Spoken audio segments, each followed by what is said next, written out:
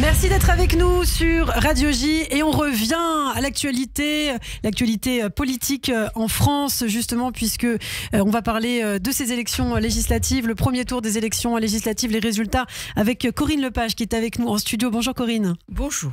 Merci beaucoup d'être avec nous ce matin sur Radio J. Le Rassemblement national qui arrive en tête au premier tour de l'élection législative et selon les projections, le parti d'extrême droite pourrait même obtenir la majorité absolue à l'Assemblée nationale. Alors on le rappelle, le RN qui a obtenu 33% des suffrages devant le nouveau Front populaire avec 28,1% des voix. Le camp présidentiel, lui, n'est qu'à 21%. Alors que vous inspirent ces résultats, Corinne? Est-ce qu'ils vous surprennent? Non. D'abord, ils ne me surprennent pas parce qu'ils sont à peu près cohérents avec tous les sondages que l'on avait depuis une quinzaine de jours. Alors, ceci étant, ça appelle quand même un certain nombre de réflexions.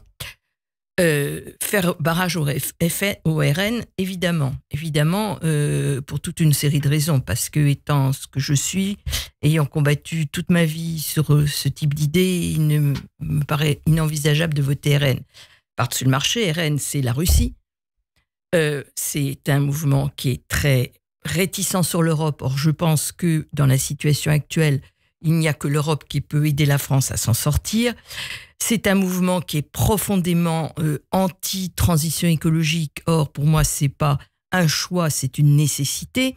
Donc, tout ceci fait que on ne peut pas voter RN. Pour autant, je ne suis pas d'accord, personnellement, avec un désistement systématique en faveur du nouveau Front populaire s'il s'agit de LFI. Donc, je suis sur la position de Monsieur Philippe, qui l'a exprimé très clairement hier soir, et je vais essayer d'expliquer pourquoi.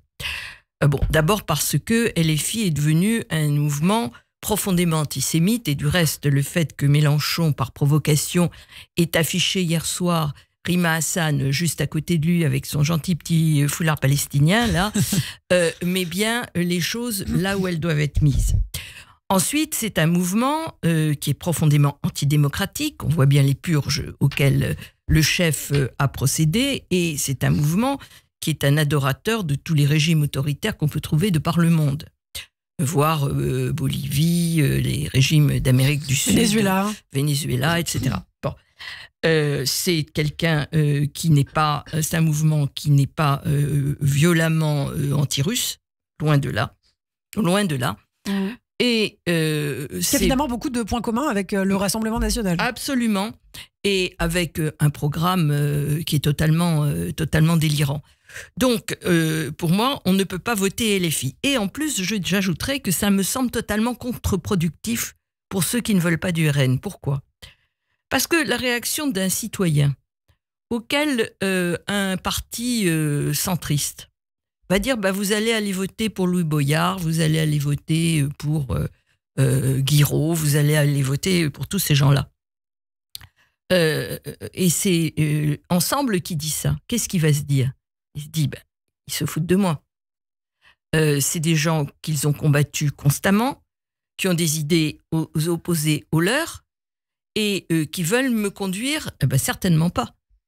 Et donc, ce que je crains, c'est que non seulement les gens n'aillent pas à la pêche, mais aillent voter RN par réaction en disant c'est inacceptable.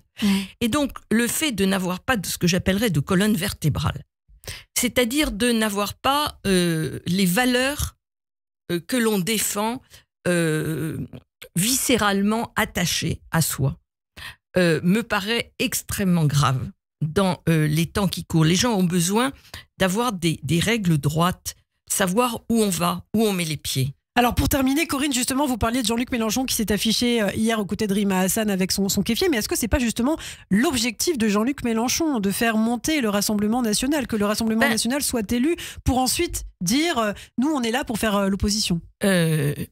Oui, très certainement, c'est quelqu'un qui cherche le chaos. Je pense qu'il a plusieurs objectifs. D'abord le chaos, et donc rendre la France ingouvernable. Deuxièmement, il ne voit que les élections présidentielles de 2027 et après tout, s'il pouvait y en avoir avant, vu l'âge qu'il a, ce serait mieux. Bon. Et par conséquent, il faut tuer toutes les autres personnalités possibles. Je dirais qu'avec les autres forces de gauche, ça n'a pas été très difficile. Et chez lui, Ruffin, Autain, Garrido, Corbière, etc., out. Mais je me pose une autre question. En ayant l'air de dire, dès 8h05 hier, qu'il fallait soutenir le nouveau Front populaire, quel qu'il soit, je me pose la question de savoir ce que veut le président de la République.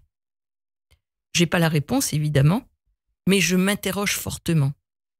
Parce que la position à mon sens, qu'il aurait dû avoir, c'est celle de Philippe. Ouais, ni RN ni LFI. Exactement. Voilà. Merci beaucoup Corinne Lepage pour ce point de vue ce matin sur Radio J. On continuera à suivre évidemment les développements politiques, le second tour dimanche prochain. Vous restez avec nous tout de suite, c'est la santé avec le docteur Serge Rafal.